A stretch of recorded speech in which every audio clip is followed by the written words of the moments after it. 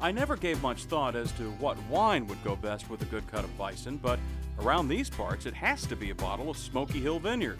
They're the Hubolics' neighbors, just a little ways up the road. The vision for Smoky Hill Vineyard is the vision of Steve Jennings, who made wine as a hobbyist for years until in 1991 he decided to take the plunge and try winemaking on a more serious level.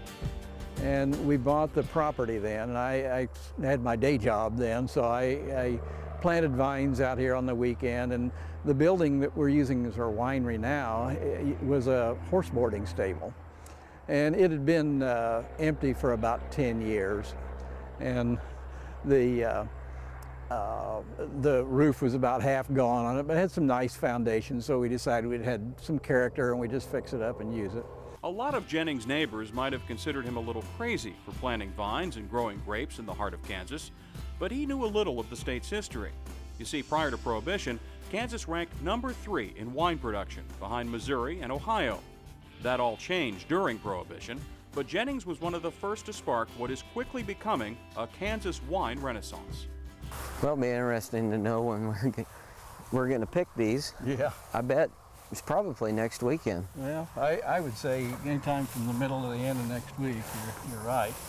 I like some of the citrus that we're getting this year on the Savals. Well, I think we're probably going to get more citrus character than normal in it. I get a little bit of interesting lemon.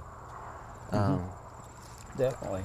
They grow primarily hybrids at Smoky Hill. The weather's a little too severe for vinifera grapes like Chardonnay and Cabernet Sauvignon.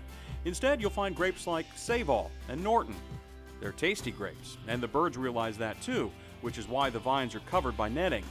They've got about 3 acres of vineyards around the winery and another 40 acres near Manhattan. Wine production and business in general is growing every year, and now the business has been passed down from father to son as Norm Jennings came home to help run the business. The beautiful thing about this business, the wine business, is you've got your time out in the vineyard, you've got your time in the winery with the events that we do, and everything for the public parties and the private parties and dinners. You've got something different all the time. So that type of daily change just really keeps things different for you. One of the things Jennings loves to do is cook, and Smoky Hill Vineyard is famous for its wine dinners. I got a little taste of what's offered as they prepared a couple of dishes for the camera. An appetizer of scallops in a balsamic citrus orange glaze with Smoky Hill red raspberry coulis. Paired with the Smoky Hill Chardonnay, it was a natural match. There was also a salmon pâté, which was served with the Smoky Hill Heartland Red, a red wine blend. It was another beautiful pairing. Time for a little tasting with Steve Jennings, starting with a wine called Luce di Bianco, made with those lovely Seyval grapes we saw hanging on the vines. Some peaches, apricots, melons. And very pleasant. It gives a nice, smooth finish. That's really nice. Wine number 2 is the Chardonnay that was matched to the scallop dish. It's a blend of 3 grapes, Chardonnay, Chardonnay, and Vidal. If I were just going to smell that, I would say that was an unoaked Chardonnay. That's the kind of really a fruit-driven, tree fruit-driven Chardonnay. It is, and all 3 of them would be fairly similar if they were individually done, and we just feel like the strong points of each of the grapes add to the... when you blend them together.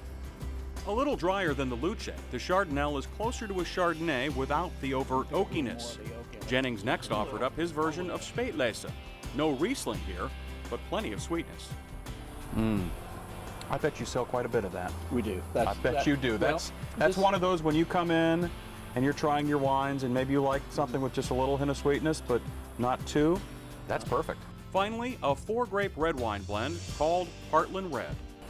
Ooh, I like that. A little plummy. Yeah. A little bit of jamminess to it. Yeah. Even a little touch of earth in there as well. Well, wine in Kansas? You bet. Cheers. Congratulations. Thank you.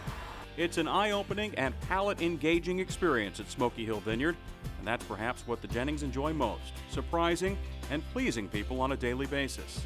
Great wine and great food from Kansas. That's right, you heard me. Smoky Hill Vineyard, wines made from the heart, in the heart of Kansas.